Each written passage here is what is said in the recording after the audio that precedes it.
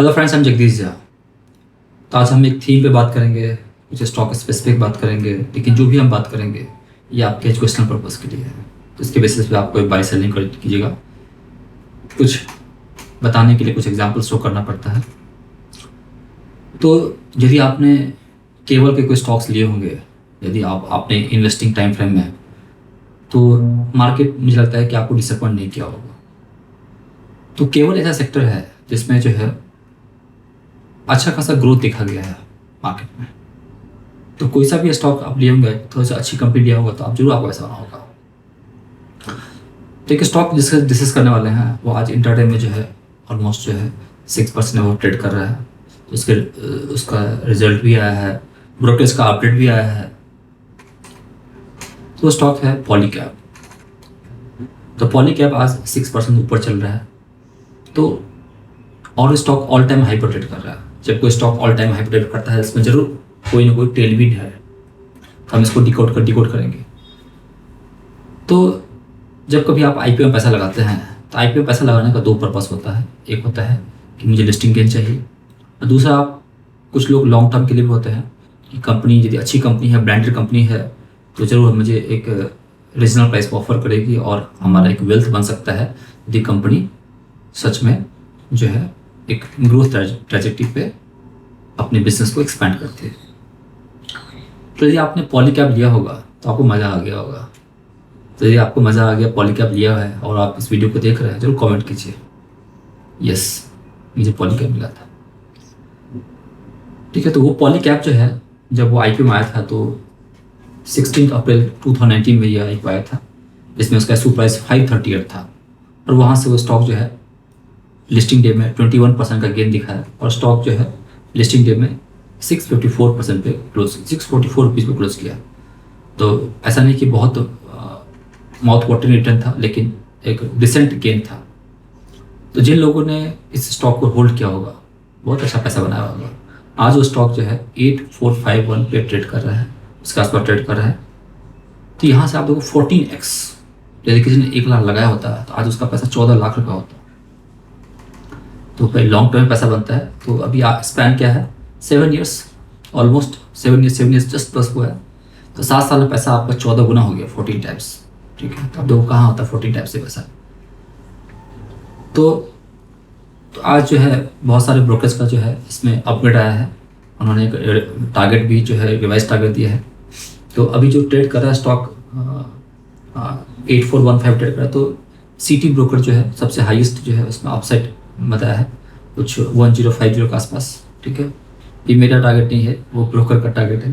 ठीक है, तो ये जो मैं बता रहा हूँ, अगेन जब भी मैं प्राइस की बात करते हैं, स्टॉक की बात करते हैं, तो ये जो है आपके लर्निंग पर्पज़ के लिए, एग्जाम्पल पर्पज़ के लिए। आप जब भी कभी शेयर्स को बाई करते हैं तो जरूर अपने सीबी रजिस्टर्ड जो है फाइनेंशियल एडवाइजर है उनसे जरूर कंसल्ट कीजिए। आपका हार्ड एंड मनी है। ओके, कहीं बायस्ड हो गया, आप कहीं क्वेश्चन ना ले लें। तो आप देखो कि स्टॉक में क्या डेवलपमेंट चल रहा है।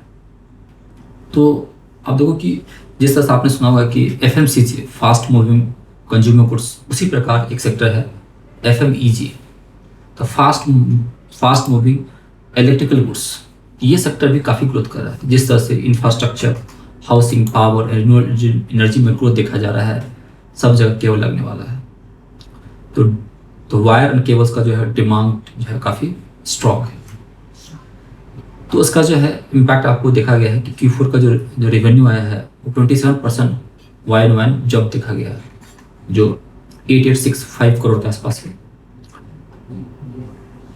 आप देखो कि जैसे ग्लोबल वॉर चला था, इसमें जो है रॉ मटेरियल के प्राइस काफ़ी फ्लक्चुएट कर रहे हैं। उसके बावजूद भी एबिटा में जो है, ऑपरेटिंग मार्जिन में जो है एक ग्रोथ देखा गया है। नेट प्रॉफिट भी बढ़ गया। तो अभी आप यदि नेट प्रॉफिट देखें तो इस क्वार्टर का जो है 786 करोड़ है, जो कि क्वार्टरली बेसिस पे यदि आप क्वार्टर कंपेयर करेंगे तो ये सबसे हाईएस्ट जो है किसी क्वार्टर का रिजल्ट है। तो जैसे मैं देख पा रहा हूँ कि पॉलीकैब जो है अभी तक जो है 786, ये फर्स्ट टाइम है जो सबसे हाईएस्ट किसी क्वार्टर में प्रॉफिट देखा गया है। इस ऐसे सिनेरियो में जो है इसका ये एक इंडिकेशन है कि स्टॉक फंडामेंटली अच्छा कर रही है।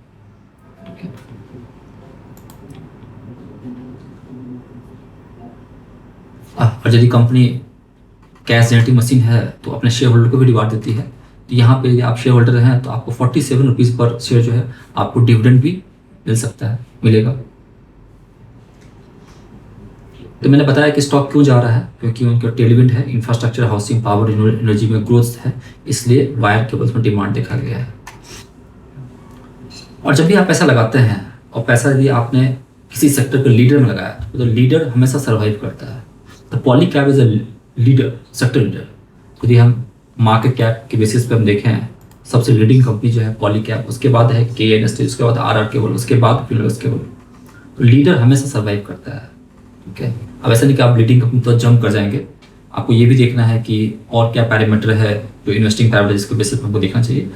तो लीडर सर्वाइव करता है और उसमें क्वालिटी है, ठीक है। यदि आप इसके रिटर्न रेशियो की बात करेंगे तो 15% एंड अबव है। इसका जो रिसेंट आरओई है 24.5% देखा जा रहा है, आरओसी 34.3% देखा जा रहा है। कंपनी की जो रिटर्न एसेट है वो आपको 15%, हर एक पैरामीटर पर हाईएस्ट है, ठीक है।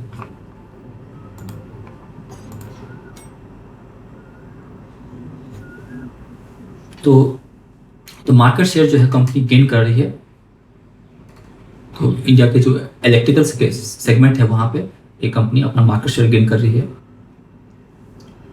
तो जैसे मैंने बताया कि जैसे जब किसी स्टॉक में ब्रोकर का अपडेट आता है तो स्टॉक थोड़ा शॉर्ट टर्म में मोमेंटम पकड़ लेता है। जो टारगेट देता है, जब का टारगेट आता है, मान लो कि 3 महीना आगे टारगेट है, वो टारगेट जो है कुछ दिनों में अचीव हो जाता है। तो सीटी जो है, बहुत सारे ब्रोकर ने दिया है अपडेट, इसमें सीटी ने जो है 10500 पे टारगेट दिया है। जिस तरह से इंडिया की long term infrastructure and electrification cycle में जो ग्रोथ देखा जा रहा है, उसके कारण ये कंपनी उसकी बेनिफिशियरी रहेगी। तो पॉजिटिव फैक्टर्स क्या क्या है जिसके कारण स्टॉक जा रहा है? तो leadership in cable wires. Second point है कि इनकी जो अर्निंग में जो आप देखा है कुछ मोमेंटम आया है, जैसे आपको बताया कि क्वार्टरली देखें तो सबसे हाईएस्ट है प्रॉफिट। और इनकी जो सेल्स ग्रोथ भी देखेंगे तो सेल्स ग्रोथ जो है TTM, ट्रेलिंग 12 मंथ, पिछले 12 महीने में जो 29% है, वो भी अपने हिस्टोरिकल डेटा से हाईएस्ट है।